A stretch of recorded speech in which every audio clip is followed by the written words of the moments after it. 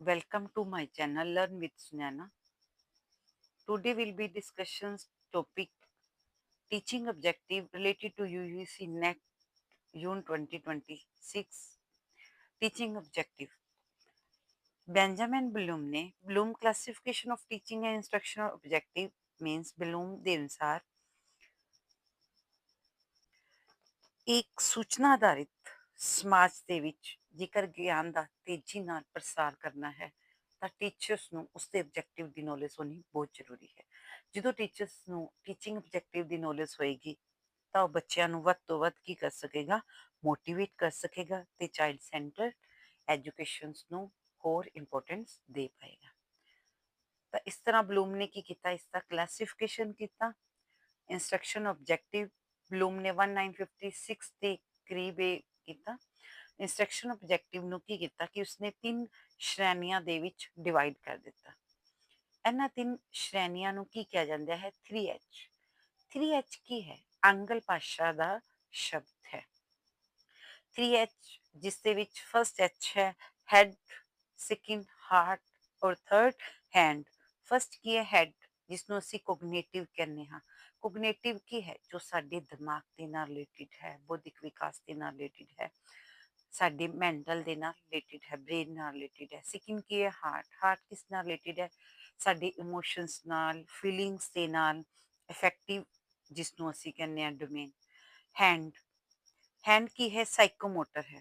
Psychomotor किससे ਨਾਲ related ਹੈ? ਸਾਡੇ ਹੈਂਡ ਜਿਨਕੀ ਸੈਂਸ ਪਾਵਰ ਮੀਨਸ ਕਿ ਅਸੀਂ ਕੋਈ ਕੰਮ ਨੂੰ ਕਿਵੇਂ ਕਰਨਾ ਹੈ, ਲਰਨਿੰਗ ਬਾਈ ਡੂਇੰਗ ਕਰਨਾ ਹੈ।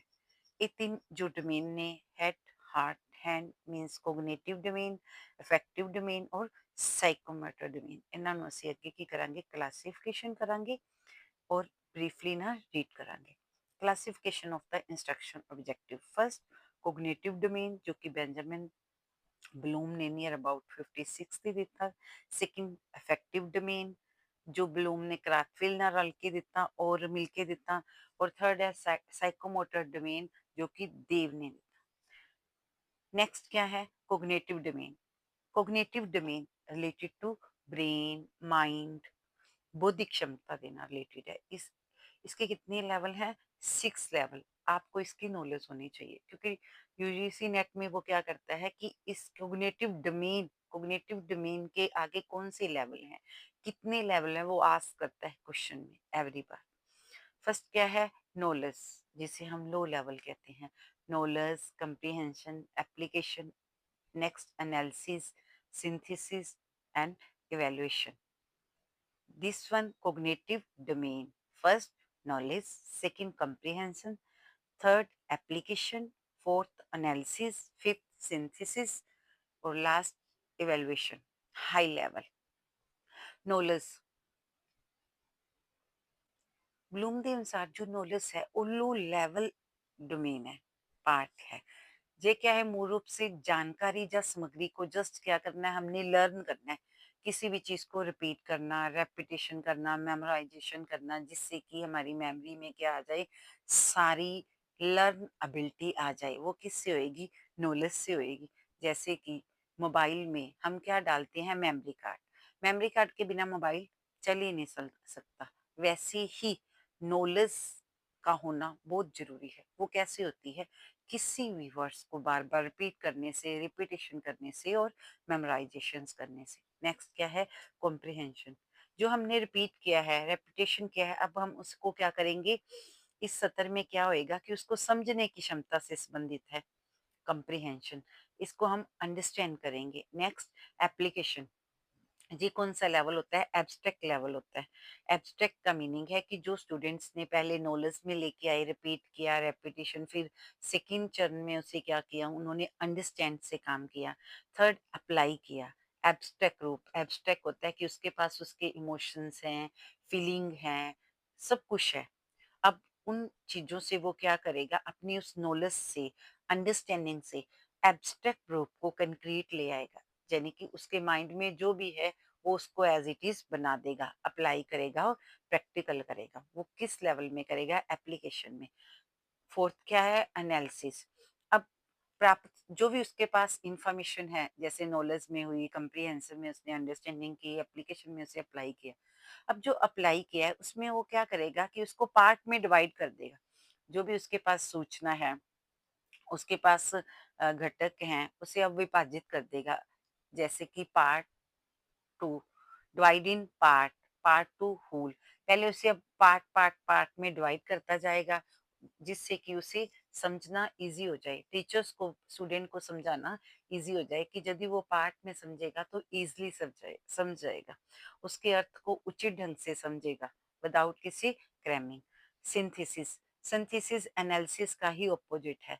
यदि एनालिसिस में हमने उसको पार्ट में डिवाइड करना सीखा, जिससे कि हमारे माइंड में पार्ट में चीज़ों को अलग-अलग करके सीखा गया, जिससे स्टूडेंट को क्या ईज़ी हो गया अंडरस्टैंड करना। सिंथेसिस में अब वो क्या करेगा, जो चीज़ों को उन्होंने पार्ट में करके देखा, अब उसे पार्ट टू होल लेके जाएगा। होल में क्या हो जाएगा, उसे ईज़ी हो जाएगा किसी भी चीज़ को समझना। अब सिंथेसिस में वो क्या करेगा, इसको जो टीचर है कैसे सिखाएगा, अब सिंथेसिस में वो सभी चीज़ों को इकट्ठा कर देगा, जो उसने एनालिसिस में पार्ट में डिवाइड किया था। इससे क्या होगा, बच्चे का जो माइंड है वो डेवलप होएगा, वो इंटीग्रेट करेगा, टुगेदर करेगा, कंबाइन करेगा, चीज़ों को इकट्ठा करना सीख जाएगा, जिससे वो पार्ट टू होल तक पहुँच जाएगा, जिसे हम साइंटिफिक मेथड भी कहते हैं। नेक्स्ट क्या है, लास्ट चरण जो कि टॉप है, चरण है इवैल्यूएशन। जैसे कि उसने पहले अब नॉलेज ली, नॉलेज से उसने रिपीट किया, रेपिटेशन किया, फिर उसे अंडरस्टैंड किया, फिर उन चीज़ों को अप्लाई किया, प्रैक्टिकल किया, फिर डिवाइड किया इन पार्ट में, फिर उनको कंबाइन कर दिया, इकट्ठा कर दिया सिंथेसिस में, इवैल्यूएशन में। अब जो इवैल्यूएटर है, ऑब्जर्वर है, हेड एक्सपर्ट पर्सन्स है, अब वो उन चीज़ों का क्या करेगा, ऑब्जर्वेशंस करेगा, इवैल्यूएट करेगा कि जो भी स्टूडेंट ने कुछ किया है, जो भी बनाया है एक्सपर्ट की राय से, वो सही है या गलत। उसका इवैल्यूएशन करने से उसे क्या मिल जाएगी, फीडबैक मिल जाएगी। फीडबैक जिसे हम आउटपुट कहते हैं, उसका एक एम कंप्लीट हो जाएगा। ये नाउन वर्ब नाउन फॉर्म में था। क्या, cognitive domain related to Bloom taxonomy, जिसके 6 सतर थे। First knowledge, second comprehensive, third application, next analysis, next synthesis और लास्ट इवैल्यूएशन। नेक्स्ट हम कौन सा डोमेन करेंगे, अफेक्टिव डोमेन, जो कि ब्लूम एंड क्राथवेल ने नियर अबाउट 164 दे के दिया। इससे क्या कहते हैं, इसे ज्ञान क्षेत्र के अंतर्गत मुख्य रूप से एक प्रेरणा शिक्षण प्रक्रिया कहते हैं, जो स्टूडेंट्स को क्या करती है, पार्टिसिपेशंस करने के लिए उसे की वैल्यू को अडॉप्ट करवाती है, वैल्यू को डेवलप करती है, उसे वेल डिसिप्लिन रखती है, इंटीग्रेट रखती है। इसे क्या कहते हैं, इसके कितने सत्र हैं, 5 सत्र हैं। इफेक्टिव डोमेन हमारे हार्ट से रिलेटेड है, जिनकी अपनी फीलिंग से, इमोशन से, इन सब चीज़ों से। इसके 5 सत्र हैं जो आपको लर्न होने चाहिए। इसकी एक ट्रिक है, 2 आर वॉक। 2 आर का वॉक क्या है, पहले मैं वो बताती हूँ आपको। पहले क्या है, first R receive, second R responding. First R receiving, second R responding, next V valuing, O organisation और सी कैरेक्टराइजेशंस। मींस रिसीव क्या है, बच्चा क्या करता है, किसी भी स्किल को क्या करता है, अडॉप्ट करता है, ग्रहण करता है, अपने अंदर लेके जाता है। जैसे कि किसी भी स्टूडेंट्स ने साइकिल सीखना है, तो पहले उन चीज़ों को रिसीव करेगा, फिर क्या करेगा, रिस्पॉन्ड देगा उसका, फिर उसमें पार्टिसिपेट करेगा, रिस्पॉन्ड देगा। जो उसने रिसीव किया वो उसका रिस्पॉन्ड करेगा, यदि उसने सही रिसीव किया वो सही का रिस्पॉन्ड देगा, यदि गलत किया है तो गलत। इसलिए ऑलवेज टीचर्स को बिल्कुल एक्यूरेट नॉलेज देनी चाहिए, तो जो बच्चा उसको सही सही रिसीव करे, रिसीव के बाद फिर वो उसका रिस्पॉन्ड करेगा, पार्टिसिपेशन करेगा, फिर वैल्यूइंग, जो उसने सीखा है उसका क्या इम्पोर्टेंस है, उसका लाइफ में क्या इम्पोर्टेंस है, उन वैल्यू को सीखेगा, फिर उसे ऑर्गेनाइज करेगा सोसाइटी में, अदर्स सिचुएशंस में। नेक्स्ट क्या है, कैरेक्टराइजेशन। अब उसका क्या हो गया? बच्चे का एक ऑल राउंड डेवलपमेंट हो गया, क्योंकि उसने पहले चीज़ों को रिसीव किया, एक्यूरेट चीज़ को रिसीव किया, फिर उनका रिस्पॉन्ड दिया, फिर उन चीज़ों की उसकी लाइफ में क्या इम्पोर्टेंस है, उन्हें उन स्किल को डेवलप किया और फिर उसे ऑर्गेनाइज़ किया और लास्ट पे उसका कैरेक्टराइज़ेशंस हो गया एक अच्छा